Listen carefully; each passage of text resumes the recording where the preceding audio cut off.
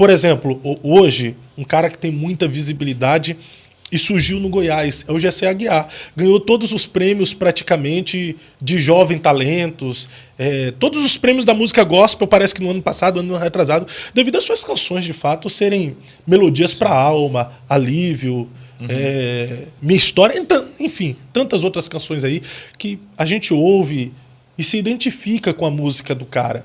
Muito boa. Sim. Só que, junto com as premiações, junto com a visibilidade que ele obteve, vem também, meu irmão, o olhar crítico das pessoas. Então é o cara que acaba não tendo privacidade na sua vida pessoal. Sim. Agora mesmo, recentemente, eu ainda não identifiquei se é ele mesmo dentro do carro, junto com outro rapaz, em um vídeo, ouvindo uma música funk, que aqui para nós, a letra ela é totalmente perversa, né? Eu não conheço, mas eu ouvi um pouquinho lá, é totalmente perversa. E outros boatos a respeito da pessoa dele. Não tenho nada a ver com a vida pessoal, não sei como é que é, entendeu? Mas surgiu, saiu em uma matéria até que ele estava com o namorado, entendeu? Juntamente com a fama, vem esses olhares. A pessoa acaba não tendo uma vida de privacidade, né? Porque todo mundo... São as nuvens de testemunhas que nos cercam, né? Que nos cercam, né? Tão grande nuvem de testemunhas. É isso. Eu cheguei a ver esse vídeo também.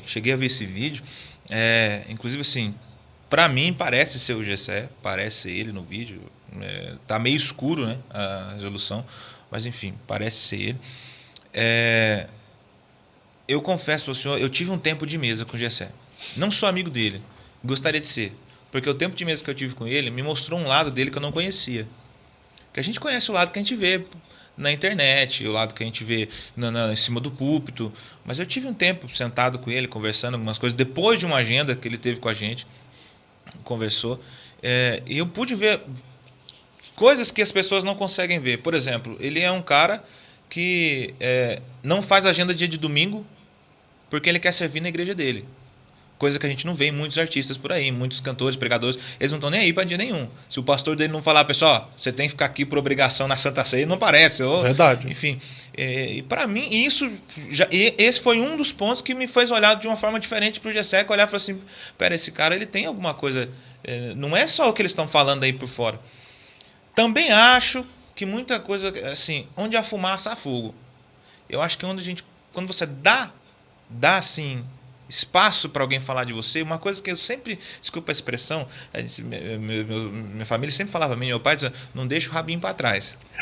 Quando você passar na porta, puxa o rabinho junto. Porque assim, se você deixa alguma coisa para trás, as pessoas vêm. Então, quem sabe, em algum determinado ponto, ele precisava de uma orientação, precisava ter tido uma orientação, alguma coisa, algo mais de perto. Não tenho certeza, assim, não conheço os pastores que cercavam ele. Hoje sei que ele está numa igreja de um pastor amigo meu, o pastor Daniel Dantas.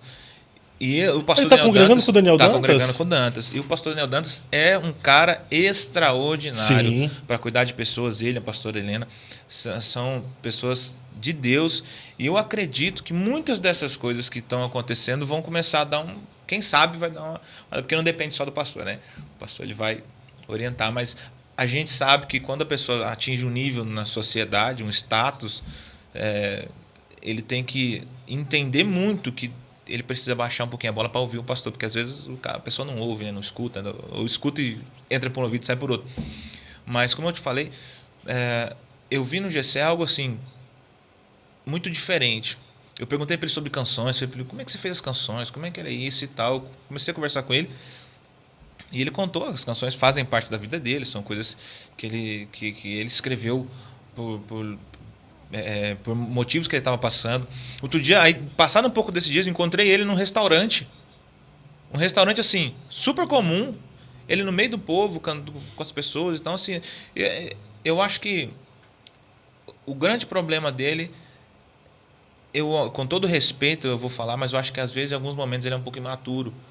Imaturo no sentido de que parece que falta dele um pouco a malícia de entender, falou, pá, isso aqui não vai dar certo, não vou fazer, sabe? Isso aqui não vai... Não vou expor. E não é nem questão de expor, seria assim, realmente não fazer. Se ele está fazendo algo que não condiz, seria não fazer. Mas além de não fazer, é não expor situações que às vezes é do cotidiano. Pastor, vamos ser sinceros.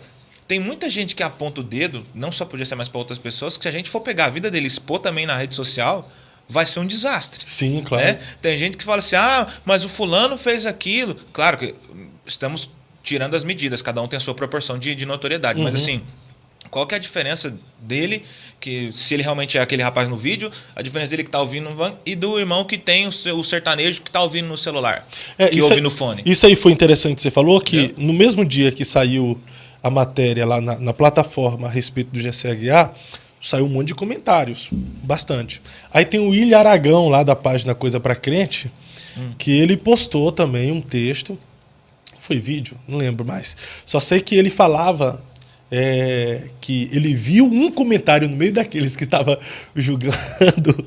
Rapaz, é até chato falar essa situação aqui e o podcast cristão, mas, gente, infelizmente, a igreja de Cristo não é composta por pessoas perfeitas. É composta por pessoas imperfeitas buscando o Cristo que é perfeito, e é o Cristo perfeito que vai nos aperfeiçoar diariamente, cotidianamente. Todos nós estamos neste aperfeiçoamento, e no processo do aperfeiçoamento estamos sujeitos às falhas, a erros, outros estamos sujeitos também a desistir desse processo, como muitos acabam desistindo, abandonando o barco da fé, por não suportar esse aperfeiçoamento. Aí o William Aragão disse que no meio de tantos comentários de alguém que estava condenando o GC Aguiar, tinha um comentário de alguém que tinha ido no direct dele e era homem também, pedindo pra ficar com ele. Não. Eu tô rindo, mas é de chorar uma situação dessa, entendeu?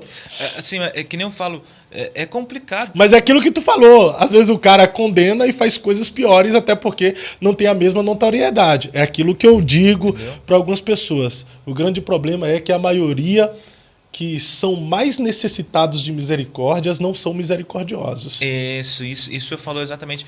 Falou o ponto-chave, pastor.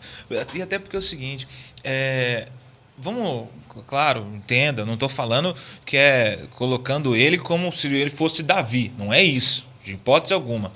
Mas assim, vamos pegar os talentos e os dons. Davi compunha muitos hinos.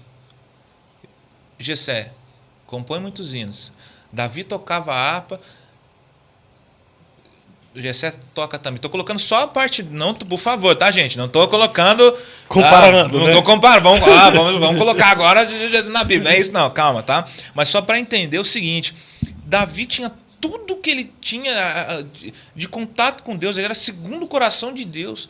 E mesmo assim, ele falhou. Mesmo assim, ele errou. Moisés errou, tantos outros erraram na Bíblia, e a gente olha para eles não com um olhar de condenação, mas com um olhar de heroísmo.